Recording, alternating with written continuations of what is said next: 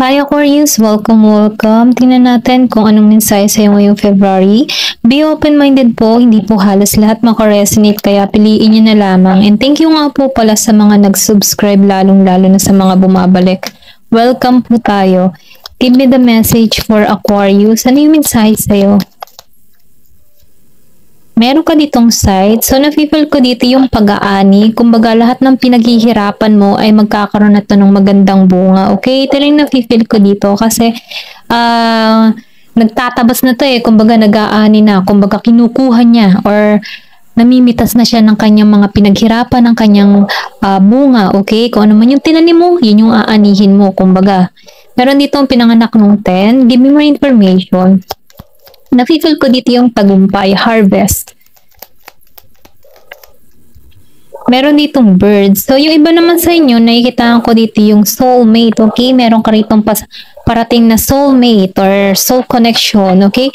Itong tao neto, mahal ka neto. Meron ditong Virgo, Capricorn, Taurus. Kung meron kang ganong person, ano, mahal ka ng tao neto. Pure yung intention niya, okay? Meron pinanganak ng 12. Give me more information. Wow, lumabas ang the stars. So, ibig sabihin, meron ditong tagumpay na naghihintay sa'yo, no? Mapupuno ka dito ng kasiyahan, kaligayahan, then nafe-feel ko din dito yung tagumpay mo. Meron ditong selebrasyon, enjoy, mag-enjoy kayo ng buong pamilya mo kasi matutupad dito yung kahilingan mo. Kung ano man yung hinihiling mo, no? Masasakatuparan to at may naman, no? Lagi mong i-manifest ito. Nang sa ganun na mabilis na ma-attract mo ito, okay? Give me more information. Meron pinanganak ng 16.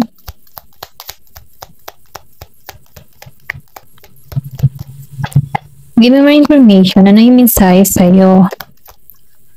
Tumalsik to. Wow, Clover. Napakaswerte mo, okay? Meron kang hatid na swerte or pwede rin sabihin na may blessing na parating sa'yo.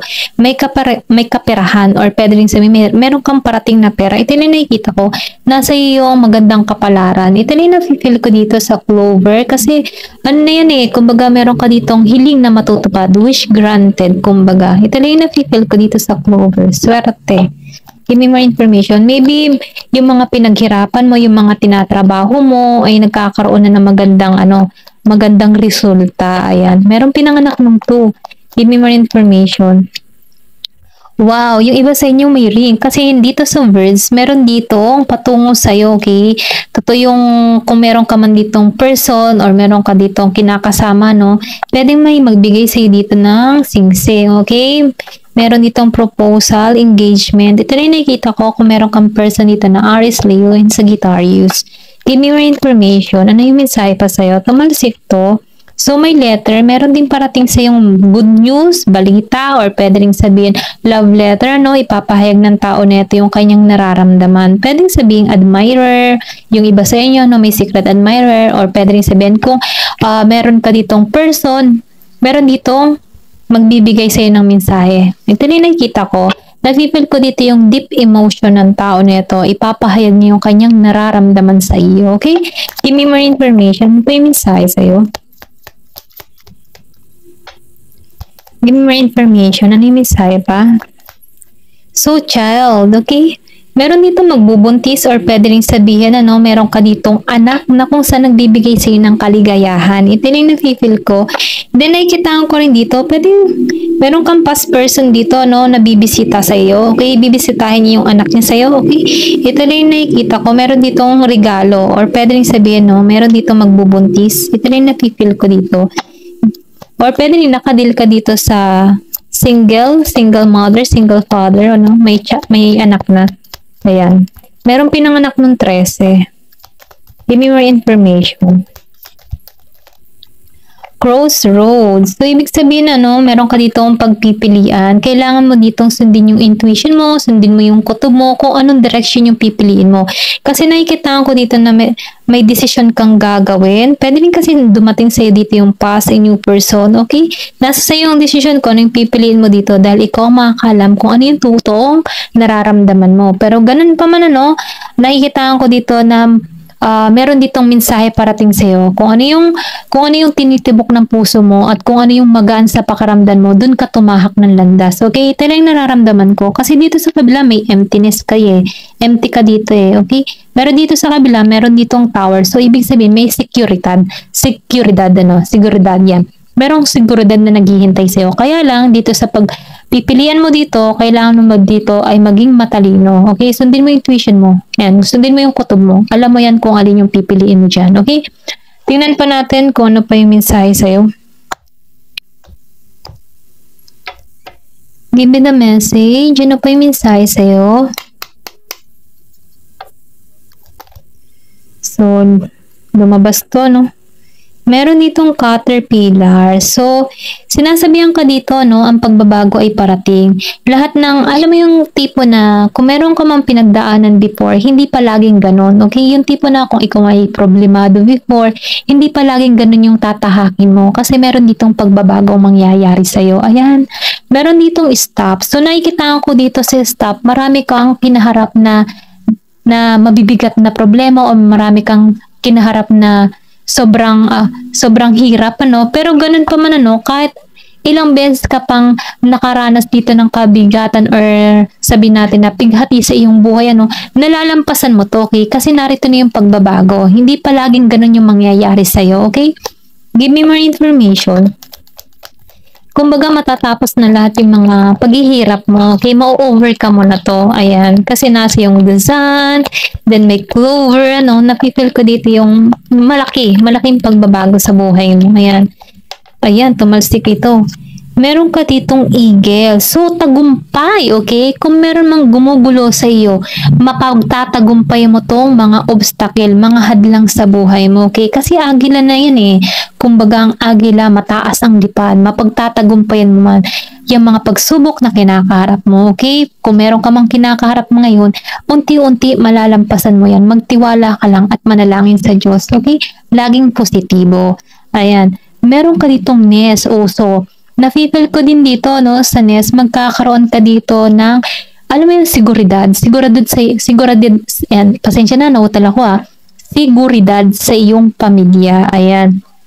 Na-feel ko dito, no, ikaw yung tipo ng tao na, alam mo yung caring ka sa pamilya mo, yung pinapahalagahan mo yung pamilya mo, talagang gusto mo secure yung family mo, at yun ang maganda dahil nakikita ng universe ni God kung paano ka magmahal sa iyong pamilya, kaya itong biyaya na parating sa iyo, ipagkakalob niya sa iyo dahil ilalahad niya sa iyo, okay?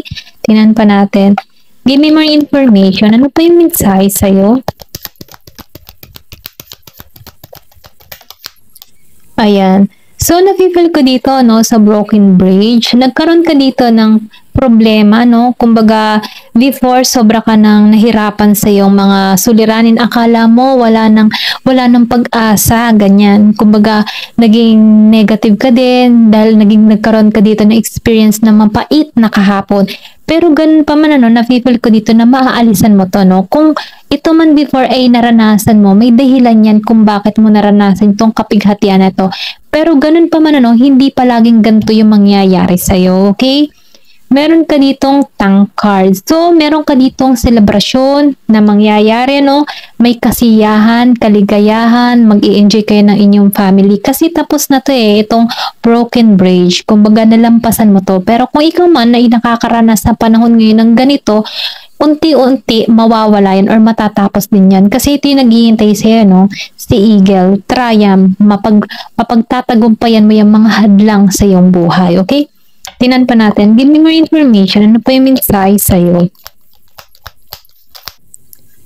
So, meron ditong rat. So, meron din ditong tao na hindi gusto ka or sabihin natin against siya sa'yo.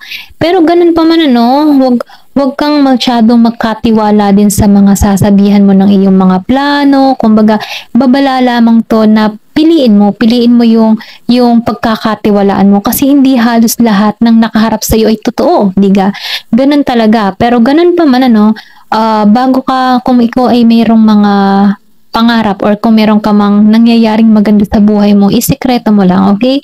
Isekreto mo lang nang sa ganun hindi ari matuko or hindi ari mabulyaso. Kasi once na mayroong magagandang nangyayari sa ating buhay at nasabihan mo ito, hindi may iwasan na makaranas yan ng konting inggit, na kung saan yung inggit na yun ang nagbibigay ng blockage para hindi to magpatuloy sa'yo. Kaya mainam kapag meron kang mga pangarap, meron kang mga plano sa iyong buhay, isikreto mo na lamang. Okay? Ito na yung mensahe sa'yo, no? Kasi meron ditong hindi ka gusto, again siya sa'yo, okay?